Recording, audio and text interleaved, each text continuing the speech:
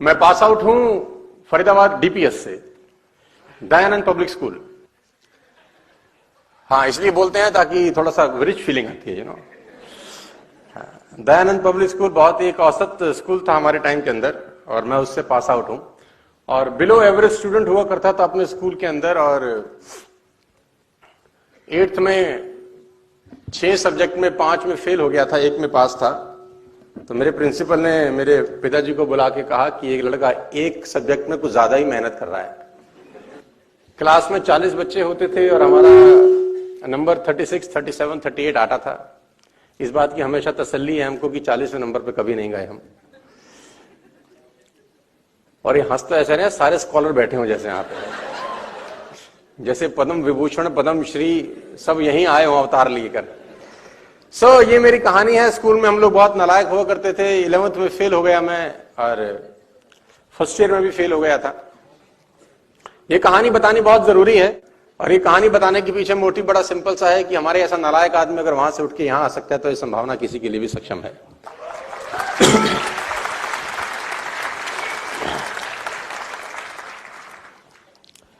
चालीस बच्चों की क्लास, 37th हमारा रैंक। मिडिल क्लास फैमिली की कहानी। पैसों के लिए घर घर में झगड़े होते देखना, 100-100 रुपए के लिए घर में झूठ बोला जाता था। और मुझे ये सब बातें बताते हुए कोई शर्म नहीं आती, क्योंकि आदमी को अपनी औकात और अतीत कभी नहीं भूलना चाहिए।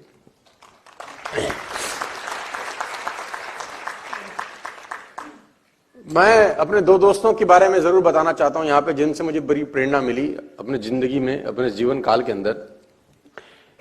एक लड़के का नाम था राजेश शुक्ला, और वो लड़का मेरे साथ 12 के 12 साल दयानंद स्कूल में पढ़ता रहा, और वो 12 के 12 साल फर्स्ट आया।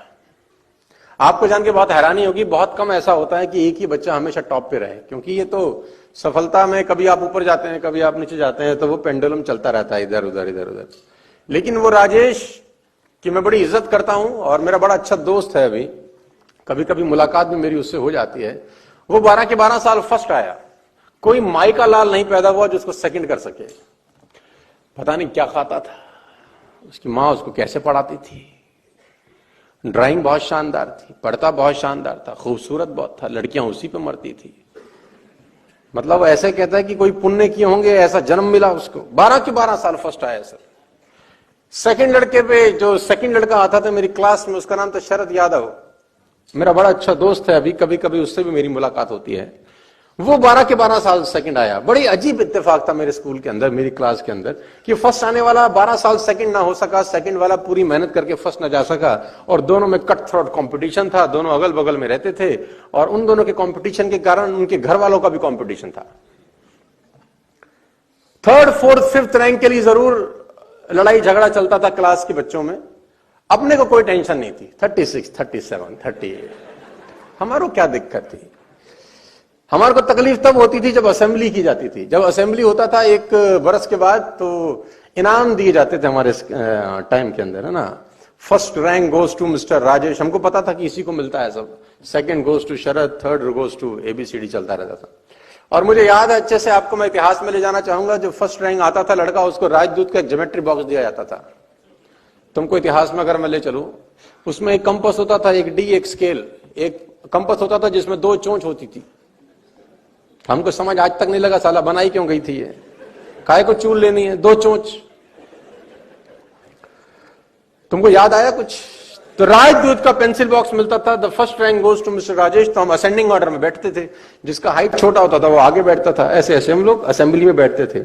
और 1 साल के बाद जब रिपोर्ट कार्ड देने की बारी आती थी, तो सब टेबल के ऊपर वो प्राइज रखे होते थे रैप करके, लेकिन अंदर वही निकलता था राजदूत। सेकंड, जब first rank goes to Rajesh, तो वो उठ के खड़ा होता था और जाता था टीचर की तरफ, और उसको इनाम मिलता था। सेकंड रैंक गोज टू शरद, वो भी उठता था, अपना कपड़ा झाड़ के जाता था टीचर की तरफ, उसको मिलता था लंच बॉक्स प्लास्टिक का, एक छोटी डिब्बी सब्जी की, एक बड़ी डिब्बी रोटी रखने की, एक चम्मच होता था प्लास्टिक का, एक फोक टाइप होता था, उसको वो मिलता था। फर्स्ट व्यक्ति राजेश, सेकंड व्यक्ति शरद, दोनों जाते थे। हमारा भी एक काम था, हमारा काम था उन दोनों की जाते वक्त हमारे को तालियां बजानी होती थी। हमारे बिना भी असेंबली अधूरी थी, हमारा भी रोल था एक। तो दोस्तों 12 के 12 साल मैंने तालियां पीटी हैं। 12 के 12 साल हम तालियां पीटते रहे, ऊपर वाले को देख के बोलते रहे कितनी ताली बजवा रहे रे बाबा, कितनी ताली बजवा रहे। आकाशवाणी हुई, एक दिन सूद समेत लौटाऊंगा, चिंता मत कर। एक दिन सूद समेत लौटाऊंगा, तू चिंता मत कर। तो उसकी वाणी बिल्कुल सत्य हो रही है।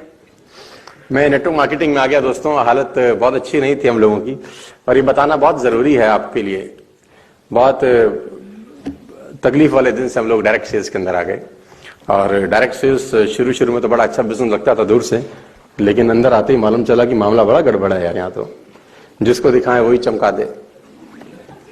और मुझे याद है अच्छे से कि 5-6 पेटेंटी डायलॉग थे लोगों के पास, जो लोग हमको बोलते थे, और उसमें से एक प्रमुख था, एक डायलॉग प्रमुख था कि जब हम किसी को बिजनेस दिखाने आते थे तो एक डायलॉग बोला जाता था, तू करोड़पति बन जा, तेरी गाड़ी में घूम लेंगे। हमारे पास स्कूटर था, तो हम बोलते थे गाड़ी आएगी, मर्सिडीज, घोड़ा, बंदूक, जेसीबी, बुलडोजर सब खरीदेंगे हम एक दिन, देखना हमारी जिंदगी क्या सेट हो जाएगी।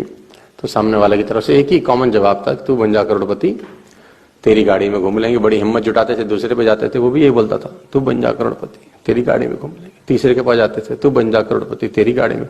चौथे के पास जाते थे, धंधा दिखाने, बिजनेस दिखाने, सेल क्लोज करने, तू बन जा करोड़पति, तेरी गाड़ी में घूम लेंगे। इतने सारे लोग बोले तू बन जा करोड़पति, तेरी गाड़ी में घूम लेंगे। भगवान ने उन सब की सुन ली, अपने को बना दिया, है ना।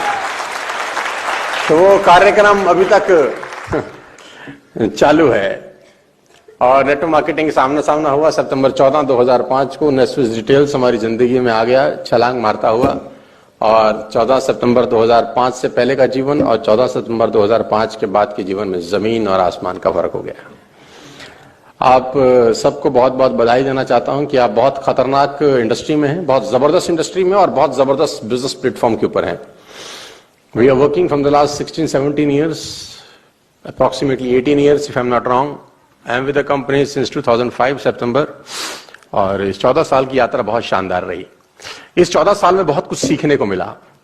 इस 14 साल में सड़कों पे बहुत धक्के खाए। इस 14 साल में बहुत पिटाई हुई।